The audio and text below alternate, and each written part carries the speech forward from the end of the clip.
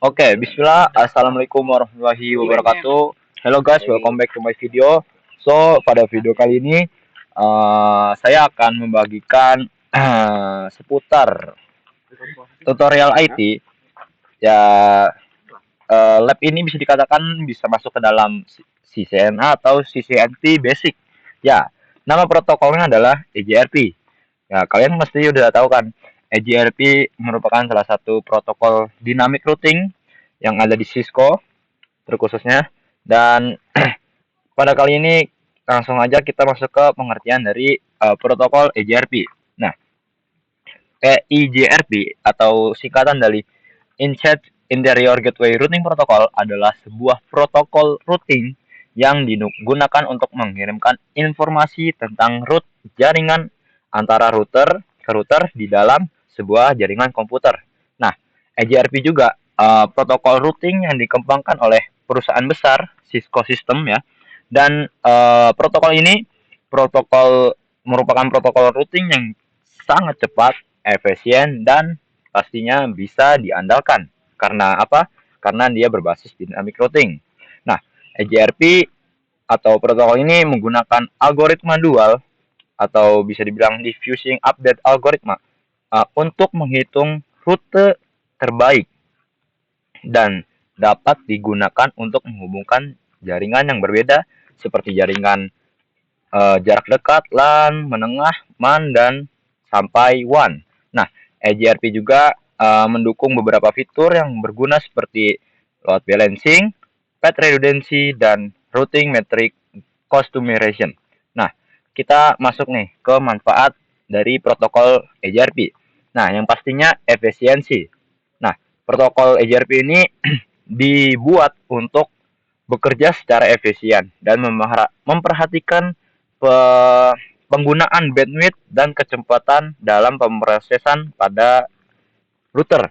Nah, yang kedua ada keandalan. Nah, protokol ini juga sering diandalkan oleh beberapa perusahaan besar karena ya karena EJRP ini mampu untuk mengenali dan merespon perubahan topologi jaringan dengan cepat. Jadi ketika ada perubahan topologi jaringan, mungkin protokol inilah yang sangat cocok karena dia bisa cepat mengenali dan merespon uh, perubahan topologi jaringan. Yang ketiga ada skalabilitas. Nah, EJRP bisa digunakan juga untuk menghubungkan jaringan yang berbeda seperti tadi LAN, MAN, dan WAN. Yang keempat ada load balancing. EJRP dapat melakukan load balancing dengan membagi lalu lintas jaringan antara beberapa jalur rute yang tersedia.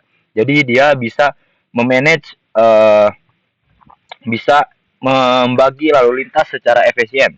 Nah, dan yang terakhir ada kustomisasi metrik. Nah,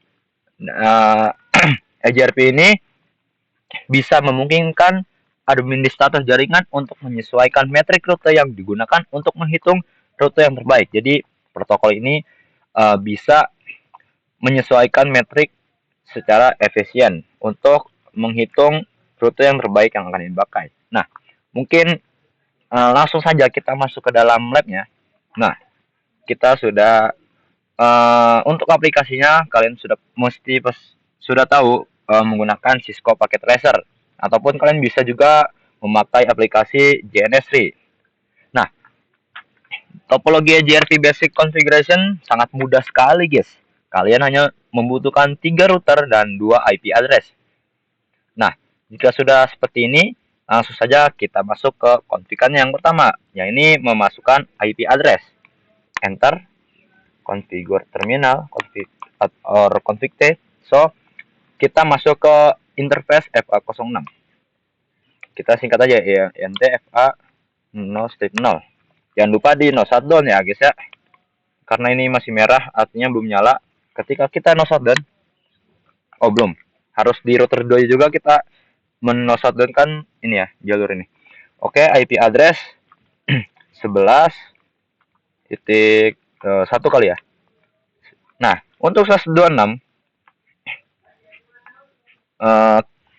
subnet masknya adalah 192. Oke.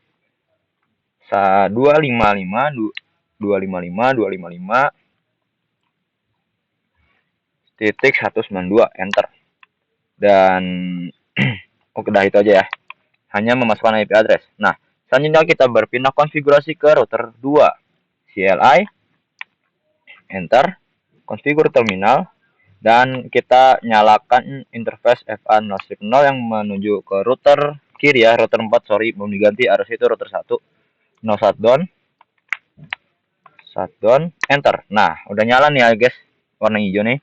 Langsung aja kita masukkan IP address untuk router 2 11.11.2 karena host titik 1 sudah dipakai oleh router 4 ini ya, router kiri.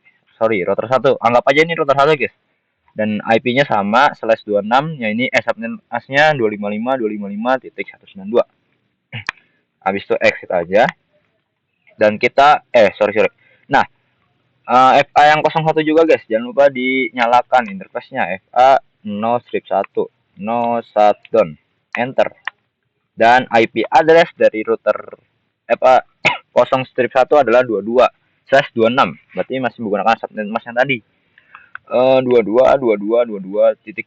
Hostnya kita pakai 2 ya, biar gampang. Jadi di tengah nih full hostnya 2 dan kanan kiri itu hostnya titik 1. 255.192, enter, exit. Dan di router 3 kita hanya nyalakan interface FA 0/0 ya, no, and configure terminal, interface FA 0/0, no shutdown, dan pasti nyala guys. Nah, udah nyala. Langsung aja kita config IP address 22.1 ya hostnya tadi, dan subnet masknya 192, enter, exit. Nah, jika kalian sudah memasukkan semua konfigur IP address, selanjutnya kita akan memasukkan konfigurasi EGRP, paling basic EGRP guys, gampang banget caranya. Router EIGRP. Nah, kalau kalian tidak tahu, tanda tanya aja. Nah, di sini ada autonomous system number. Jadi kalian harus mengkasih system number pada setiap routingan EGRP. Contoh nih, batasnya nih dari 1 sampai 65535. Anggap aja kita ke 1 nih guys, 1 nih. Nah, lalu kita harus memasukkan network ya, ini nih network nih, untuk mengenable routing on IP network. Oke, networknya. Nah, networknya ini adalah network yang tadi kita masukkan IP address guys. Jadi 11.11 ini. 11.11.11.0. Enter aja guys. Enter. Kenapa 0? Karena ya untuk semua IP address yang memiliki IP address 11.11 itu akan masuk. Nah, dan jangan lupa untuk di no auto summary. Enter. Untuk biar no auto summary ini tidak menyatukan semua IP address lah, itulah intinya. Nah, di sini juga jangan lupa masukkan juga router EIGRP. Nah, numbernya kita harus samakan guys. Jadi kita tidak bisa berbeda number saat memasukkan protokol EGRP 1, protokol EGRP. Karena tadi di router kiri kita masukkan 1, jadi router 2 dan 3 pun 1. Nah, karena di router 2 ini memiliki 2 network, jadi kita masukkan 2 network. Nah, ini 11.0, oke, agensi, dan 22.0. Dan jangan lupa di no auto summary guys. Setiap kalian konfigur EGRP, jangan lupa di no auto summary. Enter aja, exit. Nah, selanjutnya kita routing juga router EGRP pada router 3. 1 ya.